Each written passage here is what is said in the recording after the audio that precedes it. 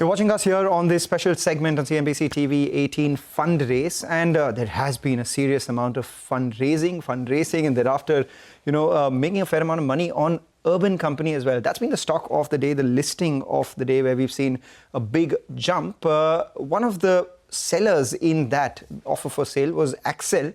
Sold shares worth about 390 crores, still hold about 7.5% stake in the company. So the person who led that round of the initial investment has joined us from Accel. Thanks a lot for joining in. The obvious question, back when you were speaking to Urban Company, what was the pitch that made you feel like, okay, this is something that we can go all out in? And at the same time, how did you watch the company as it grew along? What were the major pivot points according to you? And now that it's listed, what are the next triggers? Well, firstly, very excited to be here. It's an important milestone for a company which we invested in at a very early stage. In fact, when we invested, there was no registered company also. So 3.7 rupees, and now it's 170 rupees. Yeah. so it was very, very early, and it was just 3 founders and a pitch deck.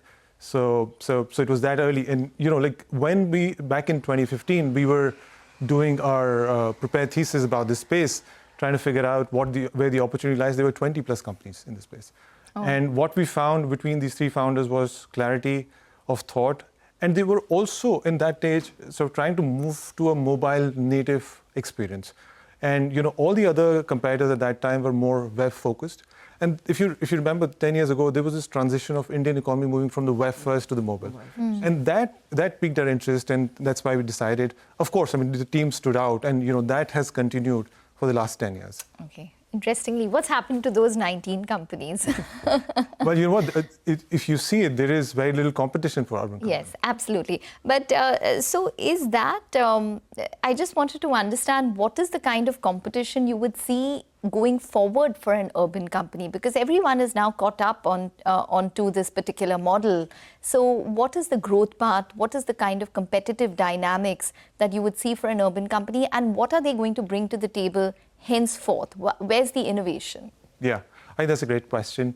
And for any new investor coming in, the main question is, where is the growth going to come from? Yeah. If I see competition, the competition is largely in the unorganized sector. And these small mom and pop stores trying to provide service what Urban Company does. And therefore, the whole thesis behind Urban Company has been the shift from unorganized to the organized world. And so that's the main thing. And today, we don't see any large organized player competing with Urban Company. There are new incumbents that are sort of trying to come in certain categories, which Urban Company plays in. But by and large, it's a tough business. And that means that this requires a certain acumen from the founding team and the management to execute against it and deliver against it. And so I see the challenge more in terms of unorganized moving to organized rather than any other organized player in the market. Right. And, obviously, the listed companies are looked at more from a different lens than the private companies. Obviously, you are looking at some of the fundamentals, the unit economics, etc. But when you're in the public universe, your cash flow from operations matter a lot more. Your profitability metrics matter a lot more than just growth at the cost of profitability. Now that you're looking at the company being listed, you have a good chunk in the company right now as well. What in your conversation has led to their path to profitability? What are your internal estimates here? Yeah, I wouldn't be able to share the internal estimates on the public television, but what we have seen over the years is there's a clear operating leverage playing out. And for the last 3 years, the cost base has been largely fixed, and you see as the revenue grows, it just translates into the profitability in the company. I see that coming in going forward as well. I also believe that there is such a growth path ahead of the company that they should not compromise growth because of profitability.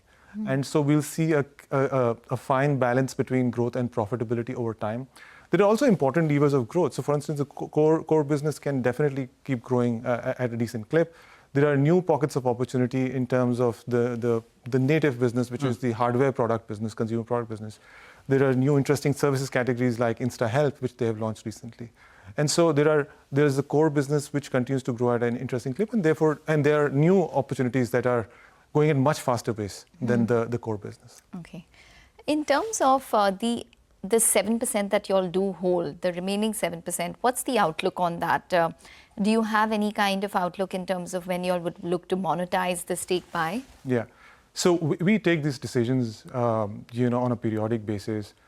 We had to sell at the IPO because the company is profitable and there's only so much primary that the company can take.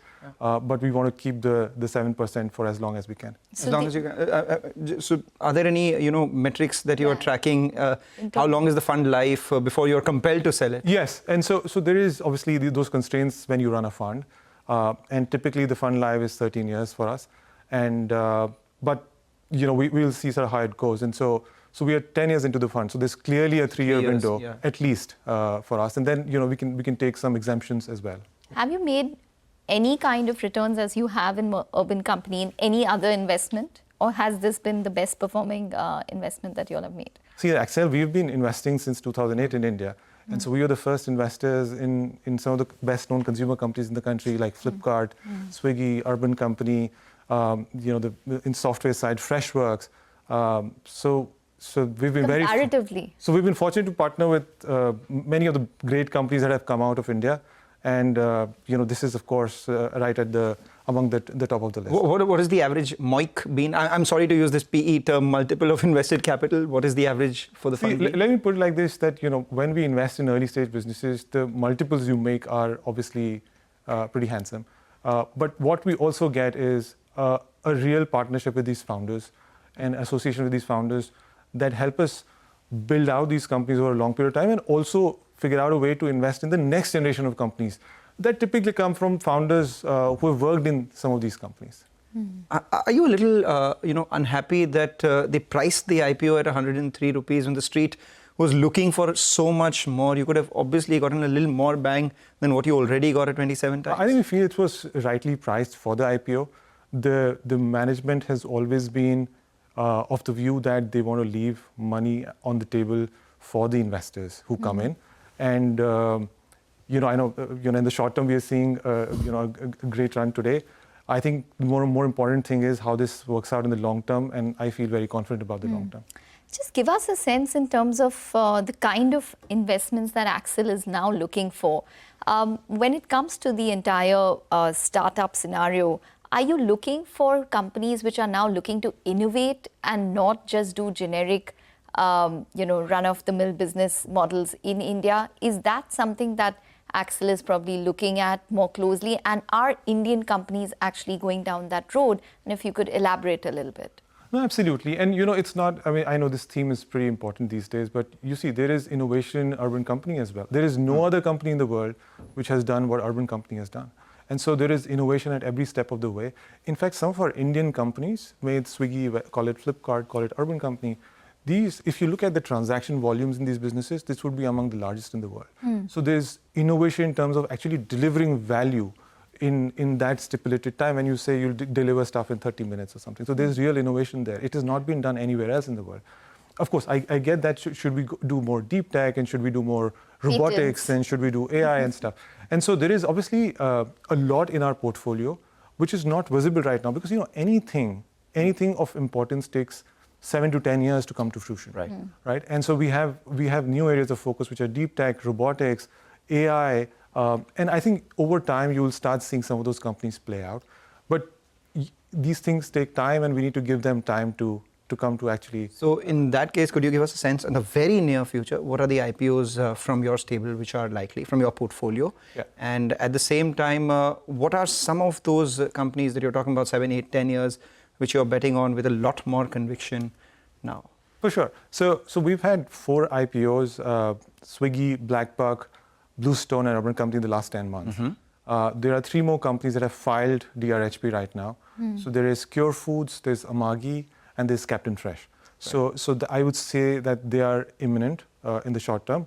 And then there are a bunch others which are in the pipeline to file for their DRHP and getting ready to go public. So we feel very confident and proud about our portfolio performing well. In terms of our early stage investments that perhaps the world will know about in 5 to 7 years from now, we recently invested in this quantum computing company called Accel Quant, which is into the field of quantum computing. We are invested in a robotics company called Posha that helps you make your food automated way, and so you don't have to touch it and it just cooks the food. So there are very interesting companies that are coming out of our portfolio, and as and when they scale, the world will get to know about it. Okay.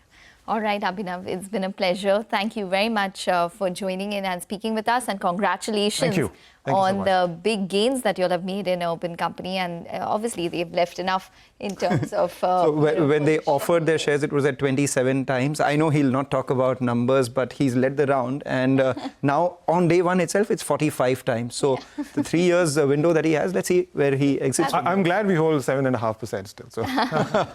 Enough left on the table. Enough left on the table for shareholders and them as well, their partners. All right, Abhinav, thank you so much for joining in. We'll take a short break, come back, get you more on the markets and a lot of individual stocks that we are tracking today. Maybe some trading strategies as well. Pritesh Mehta of Yes Securities joins in. Stay with us.